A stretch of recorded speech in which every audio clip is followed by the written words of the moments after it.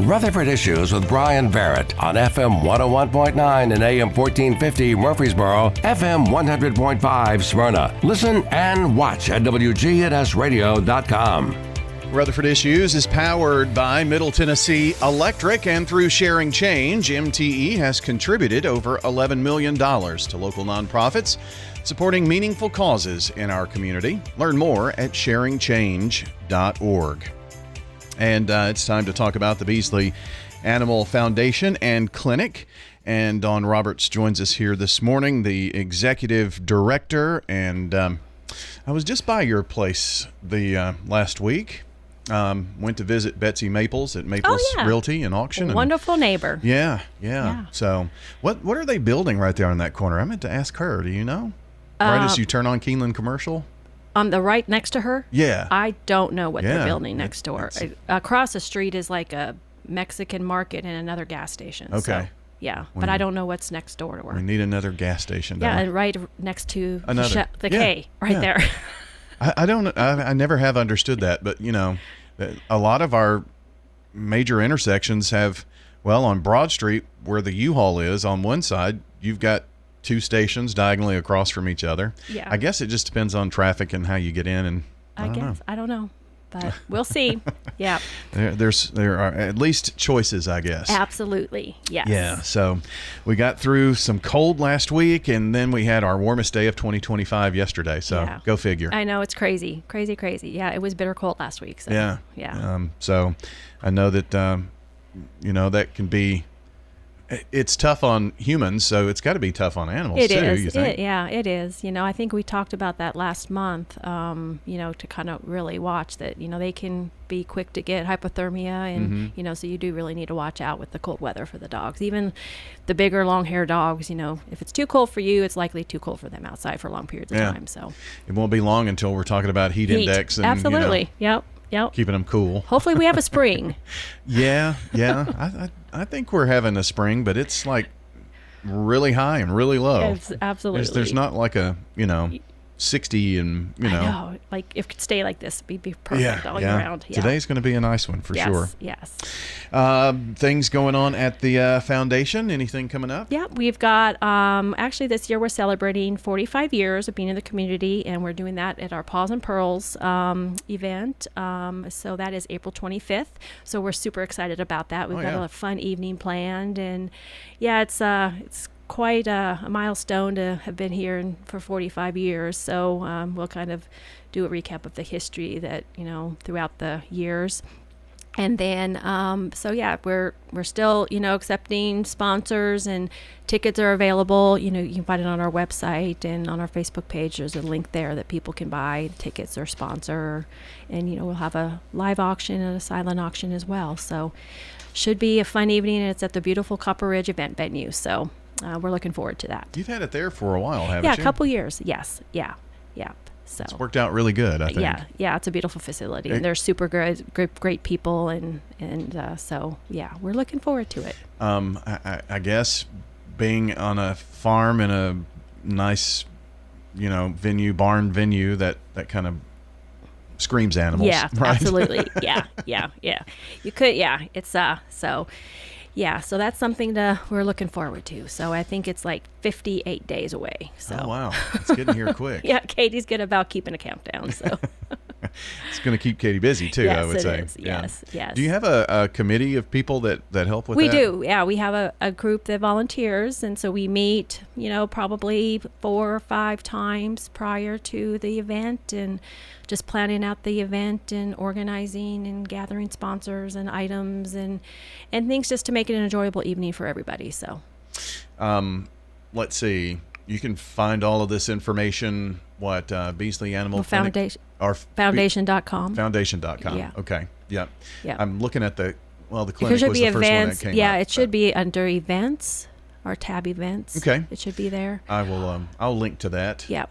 Make sure we have that in the podcast so we can get that out to folks. And then one little fun thing we're having called Choose Your Charity. Old National Bank in their operating areas is doing a kind of a email voting drive thing. So, whoever gets the most votes gets $7,500 or possibly more. So just check out our Facebook page. It really is super easy. Katie's put all the instructions on there. All you have to do is just enter an email, find Beesley, and just vote. And we've got 3 more days left. So it's super easy, and it's great that they are doing that to support local nonprofits in their areas. Yeah. Just pulled up the Facebook page, so got information right there. Yep. Also, what is this event?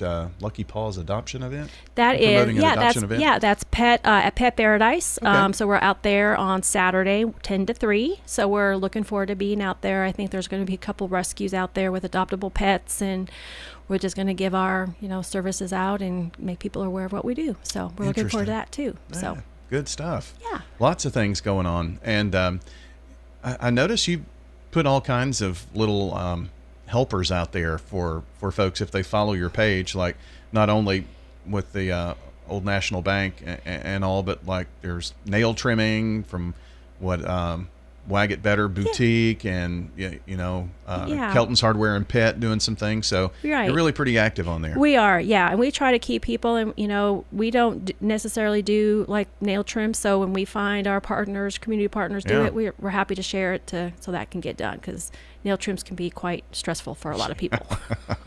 You're telling me. I've learned though that the earlier you can do it, the better. And our vet suggested that play with their feet Right. a lot as puppies. Absolutely, yeah, and that really does help. Yeah. Yeah, because they get used to it, and then they don't. I mean, and it's just common, just everyday thing for them. So yeah, but if you don't, yeah, it can be quite stressful, even with a little Chihuahua. So Oh yeah, yeah. Those can be the worst, honestly. yeah. My son and his wife have a big golden doodle, and he's not very good on the nail trim either. So, Yeah. especially And it's funny. I the just bigger don't know why dogs. dogs don't like their feet. I guess maybe they're ticklish. I have no idea. Yeah, maybe so. Yeah, maybe yeah. so. But so that's a good thing right there too. So, Yeah. well, great. Don't forget to check out the foundation. I'll put links to the website and the Facebook page, so you can go and like Beesley Animal Foundation there too, and keep up with what's going on. Yeah, we're on Instagram and LinkedIn as well. So, Okay. Yeah. Good. Dawn Roberts joining us today, Executive Director and of the Beesley Animal Foundation and Clinic. February, we're about to roll through the end of the month here on Friday, but this is also Spay and Neuter Awareness Month, right? Right. And World Spay Day was yesterday. So, good. yeah. It's kind of an annual thing just to kind of remind people the importance of spay and neuter. Probably the biggest benefit, of course, is to stop the overpopulation of homeless dogs and cats. We're in a crisis situation across the country with just way too many dogs and cats needing homes and not enough homes. So spay and neuter is the most effective, humane way to do that. So, it's just always a big deal, a big push, February, to kind of make people put that back in their memory and things like that. So, so it's almost over, but yeah, it was World Spay Day. Well, it was a big day of celebration yesterday. So, Well, and that's really, in 1980, I guess, right? Would that be? Yeah. That's 45 years. Yes. Jesse C. Beesley. That's how the Beesley Animal Clinic started. Absolutely, And yeah. the reason for it. Right, absolutely. The focus was definitely to spay and neuter. They were very instrumental in making sure that it's a requirement for shelter animals to be spay and neutered, and got it work that a vet could work at other than just a veterinary clinic. Mm-hmm. So they were able to operate at a low cost, affordable vet clinic. So. And sometimes you don't understand the responsibilities of having a pet, and you find out from the vet, wow, it costs this much for that, Yeah. So the cost varies depending on where you go, and Right. it's some people like, well, if it's cheap, you get cheap service. That's not necessarily the case. Definitely, we have very experienced, high-quality veterinarians that do the services here, and we are able to stay affordable and low cost because we are nonprofit, and we get grants and we get donations that can help subsidize the costs of it to keep it low to our clients and things like that. So, I mean, we do the same. We have anesthesia, we do pain medicine, we do the same things. So, it's just we can stay affordable and that way, but still, have very experienced veterinarians perform our surgeries. It's important for overpopulation. That's obviously the number one thing, but there are also health benefits. Absolutely. Yeah. An unspayed male dog, they can develop prostate disease. The females, they can get uterine, ovarian cancer, mammary gland cancer.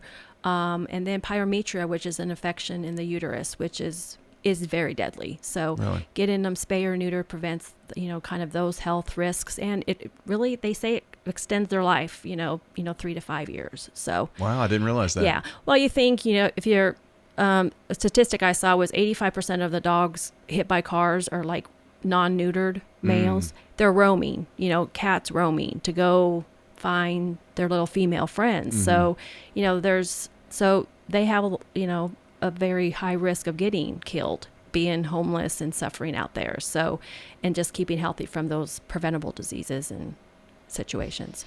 Well, we've had male dogs at our house before, but it's been, maybe 15 years, 20 years. And now that I have a male puppy, I'm finding that they're totally different than their female counterparts. I'm telling you, and they really feel like they're the protector of the family, right? And he's so vocal, so much more vocal than the females, So, but I have noticed he's still got that puppy energy, but it's not. Maybe it was a little aggressive before, and it can be. Yeah. Yeah. And I mean, the younger you can get them spay or neutered, and of course, always talked with your full service vet about, the appropriate age of, what they would feel right for that dog. But, sometimes, an older dog will develop behavior issues that's necessarily not going to be 100% cured by getting them spay or neutered, Sure. So, but it does help with aggression. It's shown to help with aggression, making them much more canine, happiness in spraying and marking, and fighting is less common and things like that, just to, because they don't have those hormones going through their system. So makes it easier on the pet owners as well. So. Yeah, I did it as early as possible. Yes, my little absolutely. boy there. So yeah. Get that done. Well, it's been fun talking to you this morning. And if you want to find out more about the services at Beesley Animal Clinic or the foundation, BeasleyAnimalFoundation.org, and the Facebook page, we'll get all that linked up. And thanks for coming in, Dawn, all today. Right, thanks for having me. It's Dawn always a Roberts, pleasure. Absolutely. Dawn Roberts with us this morning from the Beesley Animal Foundation and Clinic. We'll have the podcast up shortly. Have a great day, everybody.